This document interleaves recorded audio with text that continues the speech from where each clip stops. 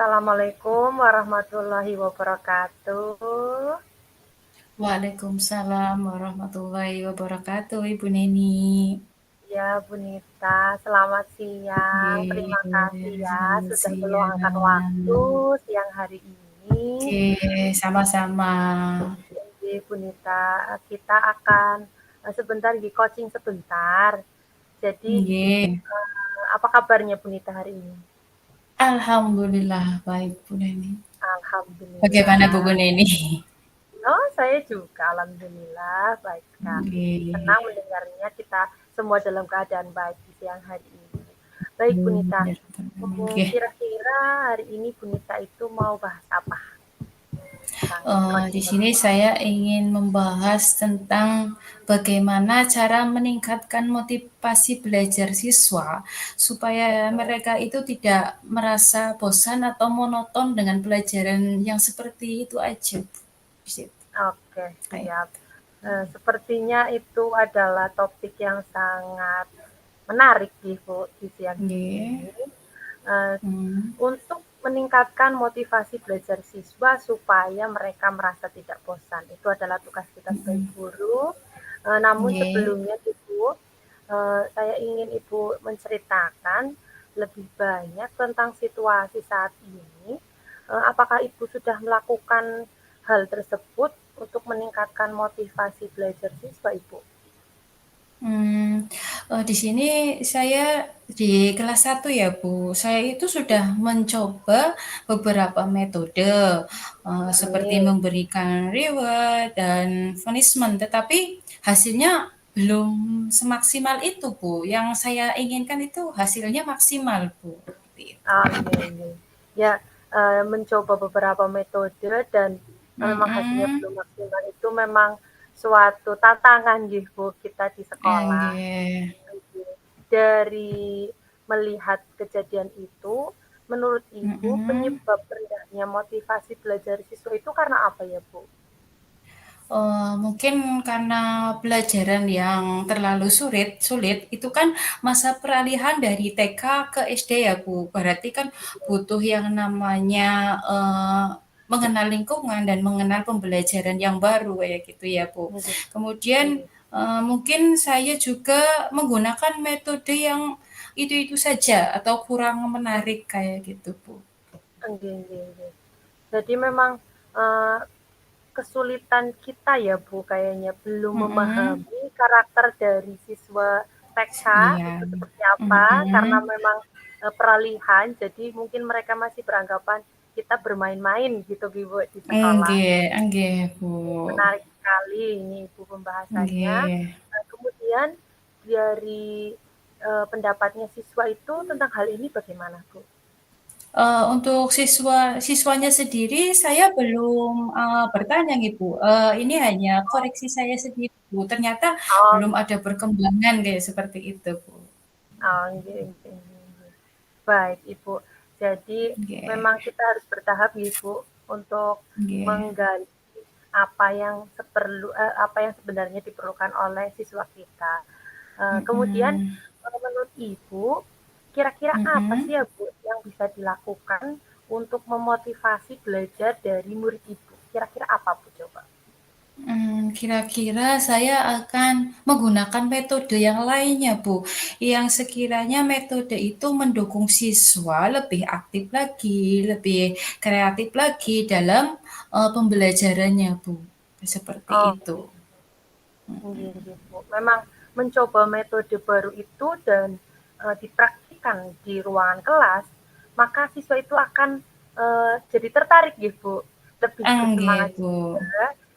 Kemudian dari percobaan metode yang Ibu lakukan di kelas, kira-kira, Nggih, metode yang bagaimana Ibu yang bisa diterapkan di sekolah itu?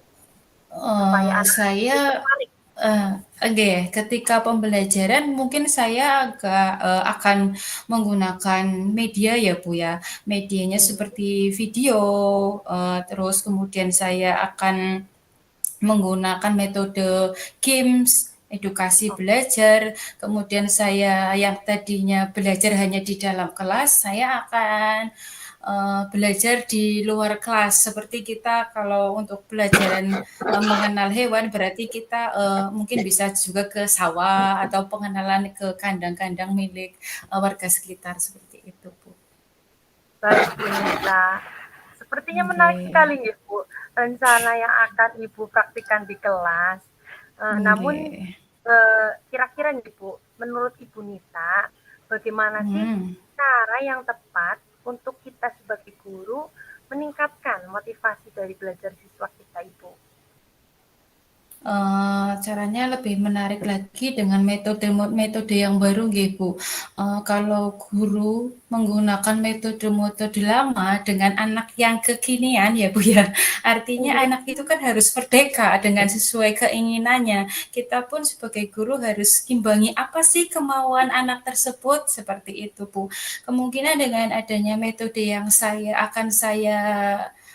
lakukan, insya Allah dapat membantu anak untuk menjadi aktif lagi dalam pembelajarannya, gitu. Seperti itu, Bu. amin, amin, ya robbal alamin. Amin. Semangat pokoknya Bu Nita dalam melaksanakan Amin. apa yang sudah Ibu rancang ini, semoga anaknya memang menjadi yang tertarik. Kemudian, eee, selanjutnya nggih Bu Nita, saya bertanya kembali, Nggih, nggih, nggak apa-apa, Bu. nggih nggih nggih, kira-kira apa sih yang akan Ibu Nita lakukan selanjutnya, Bu, dari pembelajaran yang sebelumnya, yakni anaknya itu, supaya lebih termotivasi dalam mengikuti pembelajaran Ibu? Hmm, yang pertama yang saya akan lakukan, saya akan membuat rancangan dulu, Bu. Membuat rencana pembelajaran, kemudian saya rancangkan, kemudian saya praktekkan. Seperti yang telah kita belajar di Bu, namanya RPP berdiferensiasi dan Nggih, KSE seperti itu, Bu. Mungkin saya akan menerapkannya seperti itu. Dan anak mungkin lebih akan termotivasi lagi dengan adanya kreativitas gurunya untuk metode pembelajarannya dan belajar kelompok tentu terutama itu, Bu. nggih, Ibu. Memang betul ya, Bu, membuat rencana pembelajaran yang lebih kreatif Hmm, itu dan kita praktikkan di sekolahan dengan menerapkan nggih, pembelajaran, tentunya RPP yang tadi Ibu jelaskan berdiferensiasi, kayaknya itu bagus hmm, sih, Bu, diterapkan. Kira-kira ya, Bu, Ibu sudah memberikan nggih. gambaran kepada saya. Kapan, Bu, itu mulai direncanakan rencana Ibu itu? Kira-kira kapan? Insya Allah, ya, ini juga saya sudah mulai membuat administrasi kelas ya, Bu ya. Insya Allah saya akan menerapkannya nanti setelah MPLS 2 minggu, kemudian saya akan menerapkannya lagi berarti setelah MPLS itu, Bu. Setelah 2 minggu Oh, MPLS. oh, nggih nggih nggih, Bu. Eee, Kemudian Ibu, ini kan berarti, Mm-mm. nanti ya, Bu, ketika tahun ajaran baru nggih, Mm-mm. kira-kira Ibu itu bisa mengetahui apakah rencana Ibu berhasil atau tidaknya itu berarti bagaimana Ibu mengukurnya? Dari tolak ukur saya sudah karena saya sudah membuat matang dulu, Bu. Saya sudah merencanakan dulu. Saya buat merencanakan rencana pembelajarannya, kemudian saya membuat RPP-nya, kemudian saya mempraktekannya. Insya Allah yang saya buat itu berhasil kayak gitu, Bu. Amin amin ya rabbal alamin. Amin. Kayaknya ini coaching kok sebentar sekali ya, Bu. Waktunya saya ngerasa itu kurang lama. Jadi ini sudah memasuki Enggih, akhir nggak apa-apa, Ibu. sesi. Heeh.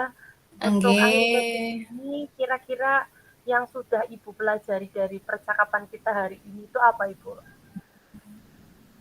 Eee, Baiklah Bu Neni, saya belajar bahwa penting menciptakan pembelajaran yang kreatif dan meningkatkan motivasi belajar siswa. Saya belajar juga tentang melibatkan siswa dalam proses pembelajaran, seperti itu, Bu. Bukan hanya melihat kepentingan gurunya, tetapi kita juga harus melihat, kemauan siswanya, kayak gitu, Bu. kasih. Betul sekali, Bu, betul. Kita itu memang harus memerdekakan murid nggih, Bu. Jadi dengan mengetahui karakter dari Nggih, Bu kita, Neni. maka kita akan menciptakan motivasi Nggih. motivasi belajar untuk murid kita. Dan pembelajaran yang kita laksanakan juga insya Allah lebih kreatif, lebih interaktif, dan juga lebih menyenangkan untuk murid. Amin. Amin, ya Allah. Amin ya rabbal Kemudian terakhir alamin. nih Bu, ada hal lain yang ingin Nggih, Ibu sampaikan tidak di coaching hari ini? kiranya cukup nggih, Bu? Tidak ada lagi pertanyaan oleh saya. Oh iya, terima kasih Ibu.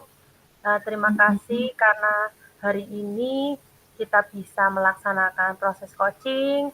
Saya senang bisa bercoaching dengan Ibu hari ini dan bisa sedikit Sama-sama. membantu membantu Ibu hari ini.